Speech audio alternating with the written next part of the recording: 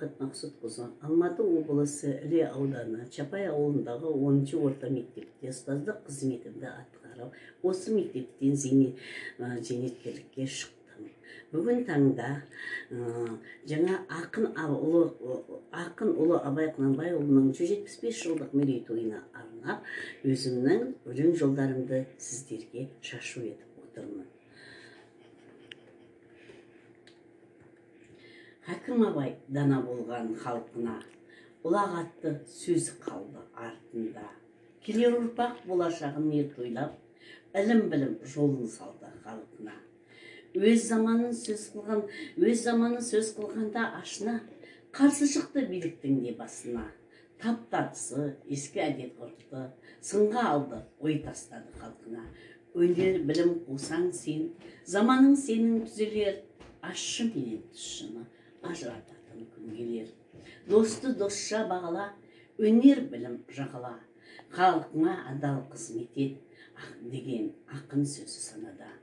Сарыарқаның төрінде Татьянаны жырлатқан, ғашықтар үнсіз тіл қатқан, тау мен тасқа жан берген, жүктен тербеп ән берген. Семей жері әр кезде ұлылармен мақтанған, Абайдың қара сөздерін ұрпақтары жаттап шаттанған. Жылдар жылжып өтеді, ақынның дана есімі ел есінде сақталып, ғасырлардан ғасырларға жетеді. Мен Бақыт Мақсұтовнамен сонау 1997 жылдардан бері таныс болатынмын. Ең алғаш аудандық байқауларда таныстық. Ол кісінің жаны жайсаң, жақсылыққа, жаны құмар, жаңалықты, жаны қабылдайтын, адал да тәрбиелі, ұрпақ тәрбиелеуде өз уақытын аямайтын, өзгенің уақытын аялайтын, ардақты, аяулы ұстаз болатын. Жаныңыз жанатта болсын, Бақыт Мақсұтқызы. Қазақ сыныптарының ашылғанына 25 жыл толуы кезеңінде сол қазақ сыныптарының ашылу баспалдағында тұрған санаулы ұстаздардың бірі Бақыт Мақсұтовна болатын. Өйткені енді ғана осы мектептің табалдырығын аттаған сол кезеңдердегі шәкірттер қазір ел ағасы, жігіт ағасы болып, қазір түрлі салада еңбек етуде. Ол кісі өз ісінің шебері, ұлағатты ұстаз болумен қатар өнегелі отбасы болып, ол қыз өсіріп, келін сүріп, міне өзінің жолын жалғастыратын осында туған келіні де осы мектепте біраз жылдан бері еңбек етуде. Мұның өзі жақсының аты өлмейді, ғалымның хаты өлмейді деген ұлағатты сөздің бастамасы осы болар сірә. Өткен күнді ойлап көрсең, жобалап, өзіне де, сөзіне де обалап, өзің өрге сүйремесең кеудеңді, алтын басың жерде қалар домалап деп ақын ағамыз айтқандай, Бақыт Мақсұтовна ұлағатты ұстаз бола жүріп, өзінің атын өзгелермен қатар дәрежеде көрсетуге үлкен абыройлы еңбек еткен беделді ұстаз, ұлағат ұстаз ғана емес, бақытты ана болды. Жатқан жері жайлы, иман саламат болсын. Бақыт Мақсұтовна. Қазақ тілі бірлестігінің кезінде арамызда аяулы ұстазымыз болған, дара тұлғамыз, қазақ тілі пәнінің мұғалімі Бақыт Мақсұтқызы апамыздың әрине осы ортамыздан кеткеніне үлкен қайғымен жаңағы естеліктермен еске алып отырмыз. Бақыт апамыз 1995 жылы мен осы номер 10 орта мектебіне мұғалім болып келгенімде алғаш танысқан едім. Бақыт Мақсұтқызы осы мектепте 25 жылдай қызмет жасады. Қазақ тілі әдебиет пәнінен орыс сыныптарына, қазақ сыныптарына сабақ берді.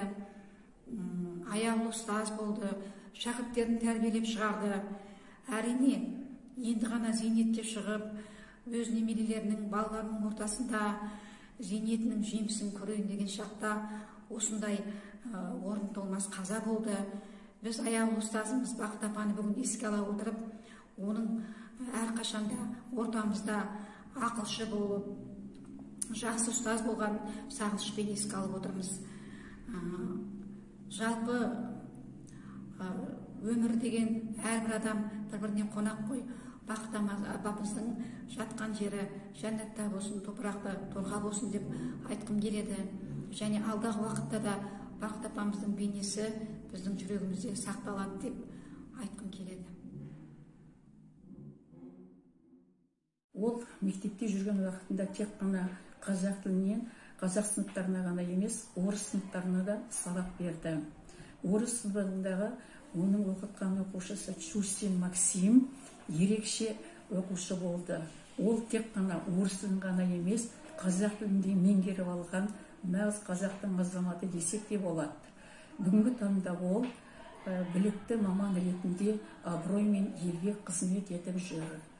Өзі жетекшілік еткен соңғы кездегі оқушыларының алдыңғы қатарында жүрген, алтын белгі алған оқушылары да бүгінгі таңда білікті маман ретінде абыроймен ғылым мен өнеркәсіп салаларында аман есен өздерінің міндеттерін атқарып, абыроймен еңбек етіп жүр. Еш уақытта ол өзінің ұстаздарының адамгершілігін, ұстаздарының қамқорлығын еш уақытта ұмытқан емес. Ол оқушылар бүгінгі таңға дейін ұстаз үйінен табылып, ұстазға келіп, мерекесімен құттықтап, әңгіме дүкен құрып, сырласып, ой бөлісіп кететін. Міне сол аяулы құрбымның бүгінгі таңда қасынан жоқтығы әрине маған батады. Аяулы құрбым жатқан жерін жайлы, топырағың торқа болсын. Сен біз еш уақытта есімізден шығармаймыз, мәңгілік менің есімде қаласың. Ұстазымыз тек қана білім беруді ғана емес, өмірде кездесетін сан қилы жағдайларға төтеп беруді үйретті. Ұстазымызға айтар алғысымыз шексіз, өйткені өз өмірден өтсе де ұрпақ болашағына, тәрбие мен білім кеңістігіне қосқан елеулі үлесі ел есінен кетпейді. Ұстазымызды сағынышпен еске аламыз. Ұстазымыз біздің жадымызда мәңгіге қала бермек. Өмірден өткен ұстазымызға жатқан жері жайлы жұмақтың төрінде болып, бала шағасы ел жұртын қорғап жатсын деп, осы әулеттің отағасы ағамызға, балаларына және туған туысқандарына қайғырып көңіл айтамыз. Бақыт Мақсұт Мынаны біз сізді ешқашан ұмытпаймыз. Сіз біздің мәңгілік жүрегіміздесіз.